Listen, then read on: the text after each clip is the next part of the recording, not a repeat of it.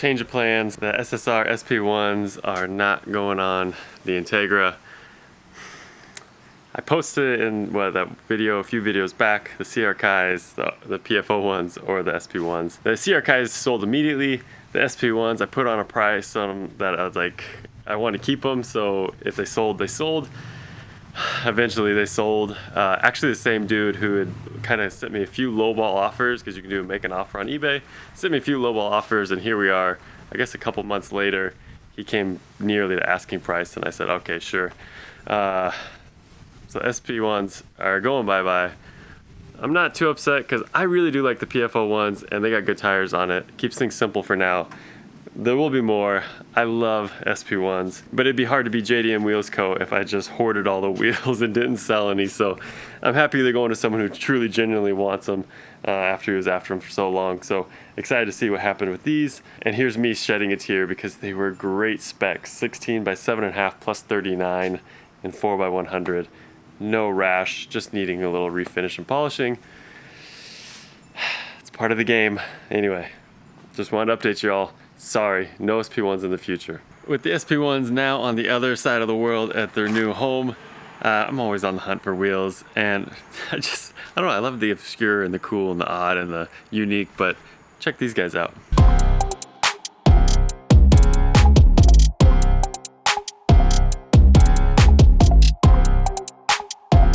Have you ever seen 33 GTR wheels in 15-inch?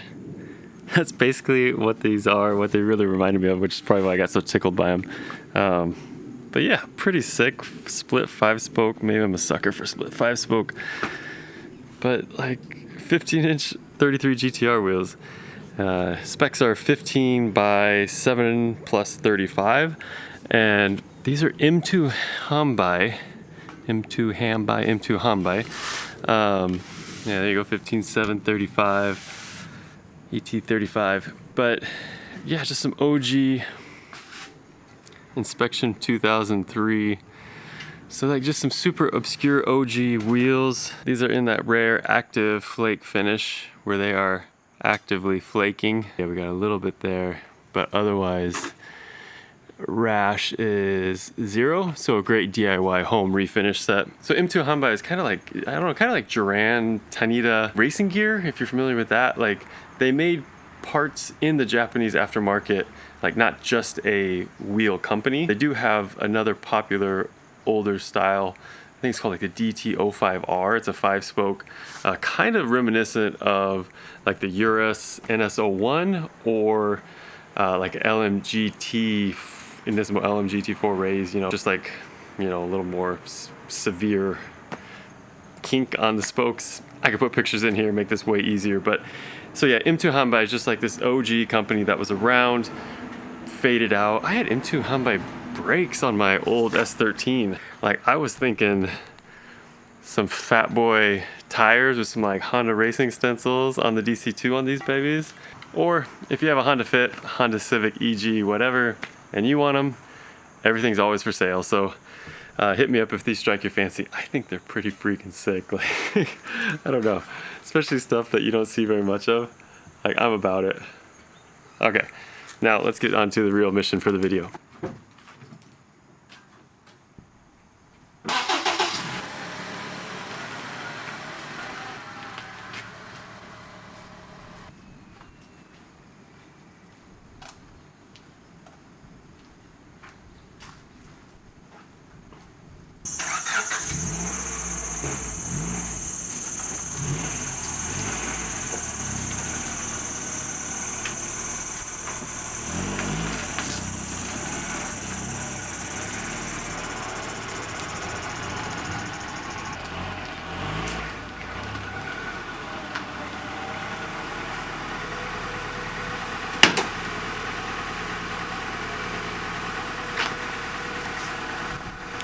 So the real mission is to get the radiator to stop leaking. At the very end of the last video you saw that it still had a drip. I think it's from the lower hose. We'll take a look at that. But let's appreciate what's really freaking awesome. A, I can move the cars around in our own property here. And B, got the van parked over there completely out of the driveway. Technically, like I could move it over and there'd be like more car space right there. DC2's there. Don't have concrete here, but you know, DC2 parking there. Trash is there for now while we clean out the house and get everything fixed up, but another spot there, like potential for so much parking out here, which is unbelievable. So you can see I got the red tub under there. I'm just gonna drain it, bite the bullet, kind of like redo all the bleeding process again. But while it's apart, there's a bunch of stuff I wanna like address. You kind of saw the fitment issues, like hose is too long and fix the leak and yada, yada, yada. So there's a few extra things I wanna do too while it's apart. So I'm just gonna do the whole thing. We'll just have to bleed coolant one more time. One more time? And I'll give you guys a tour of the barn, the Anaya, the outbuilding here. It's pretty freaking cool, but it is just jam-packed. If you saw like in the montage, whatever, from the last video, like I was just throwing stuff in there. So I gotta empty it out to even make space for the stuff that was in the DC2. So once I do all that, then we'll get you guys a little run through, walk through, cause it's pretty cool. So I let it idle the other day and warm up, and the temporary drain plug I put in, it was bone dry. It was the lower hose that was leaking, and I think that's just shame on me for reusing the stock tension clamp on the aftermarket outlet or inlet or whatever you want to say for the radiator. I'm sure the diameter is just different than OEM hair, and this thing didn't have enough tension under pressure, so it didn't make a good seal. So I should have put worm gear on there, but I just used what I had at the moment. But I've since bought worm gear, so I'm going to swap that out, and then I've got the new Koyo actual plug for that, so I'm going to switch that out as well. And then up top I've got the matching Koyo rad cap now, so I'm going to switch that out. I'm going to fit a water temp gauge in here so I can at least monitor things. The whole system's going to be dry, so I might as well do it now, especially with like the future use for the car. And then I'm going to trim the fan, get that refitted, tweak this down here to make sure there's clearance off of that, trim down the hose so the length's not too long. Basically just do a proper radiator install. That last time I was just in a pinch and I just had to use and do what I had at the moment. So gonna get this thing fitted in here properly. Oh, and get the upper mounts made for it as well. So yeah, let's get after it. Well, welcome back to the Do Everything Twice show, where we now don't have a radiator in the car. Because what I realized was, as I was trying to slip this fan in, was that one was probably in the way. There was no way to really slide it between the header and the radiator. So then with that one being in the way, I thought I could slide that one out, but then the inlet is in the way to slide it out. So out came the radiator, and we're gonna do it all again, hopefully the right way, and not bore you guys with the details. Well, here's where we finished for today. This has been in and out about 6 times now, and you can see on this side the bracket is there and it's loose. It's in the locator, that's broke off, but it's in the locator, but that meaning where it should be, but it's the radiator's touching the chassis right there. I bent that little bit of the radiator flange there and then trimmed out the housing there to clear the reservoir, and it is clearing now. I shaved the corner of the shroud there, and then on this side, and then on the AC fan side, you can see that curved shape of the shroud there.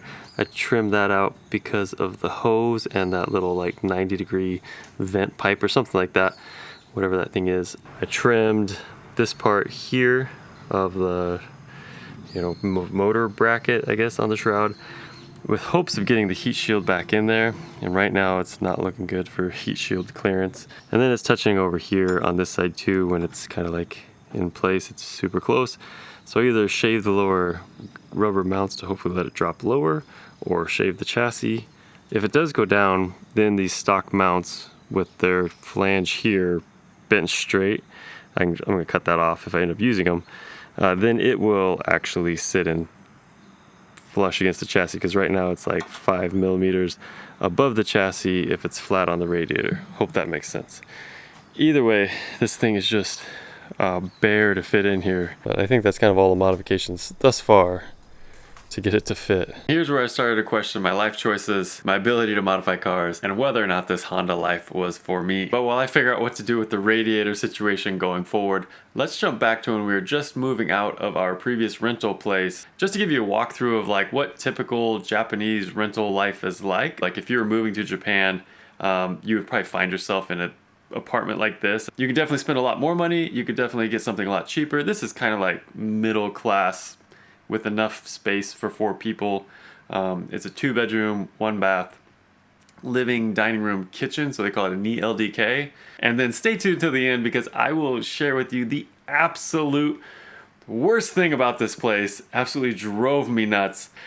Look forward to that. Figured I'd give you guys a little tour of our current place here in Japan while we're moving out before it gets totally like disassembled and doesn't look like a place anyone lives anymore.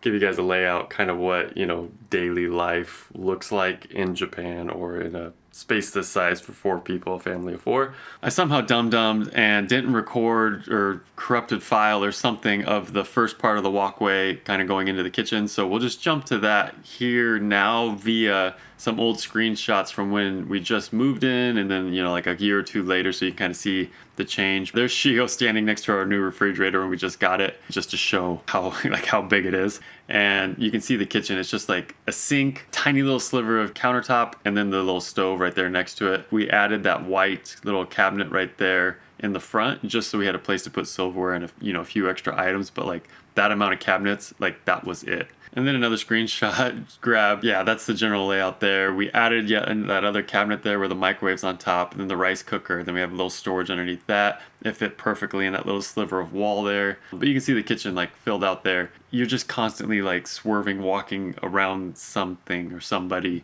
Not a lot of shared cooking, happening. So yeah, just a small kitchen, but it worked out. All right, so moving on from the kitchen, it's not a far stretch.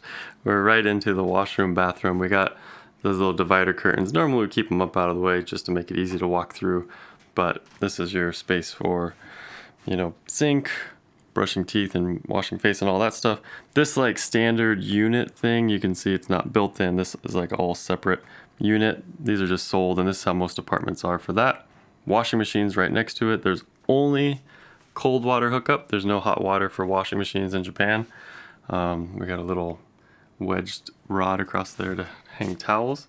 And then in the actual shower part, this is really standard again. You have like a bath, you got your shower area on a hose, and then that just switches water back and forth. So, and then there's some racks up there. These you could, dry clothes in here, run the vent, and could dry clothes, but it works for just hanging towels. So again, super tight. This is where you get naked, do your shower stuff, all that. You have no proper door for doing that. But the curtain, it does its job.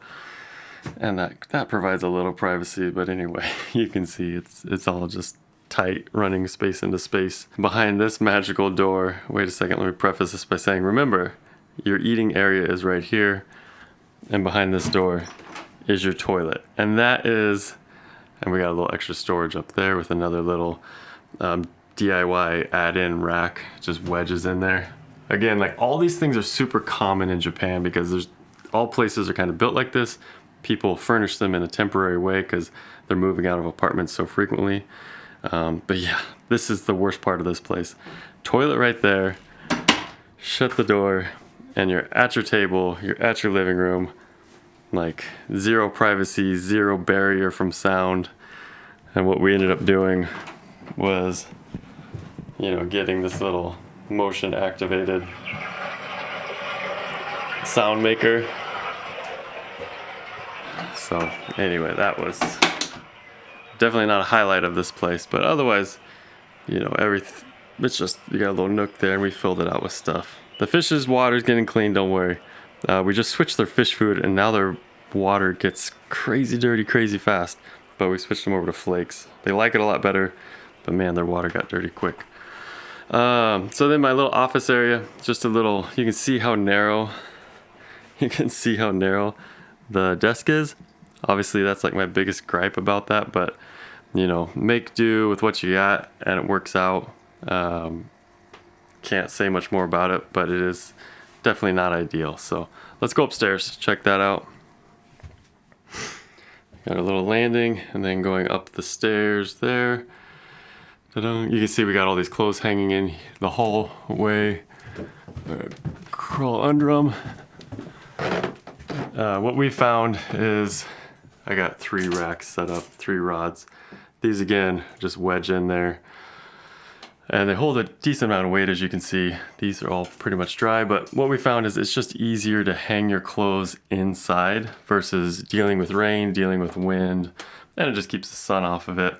But they dry pretty quick, especially with the ACs running. As you saw downstairs, there's no clothes dryer. That is just not a thing. There's no clothes washer, or sorry, there's no dishwashers as well. That's not a thing in rentals.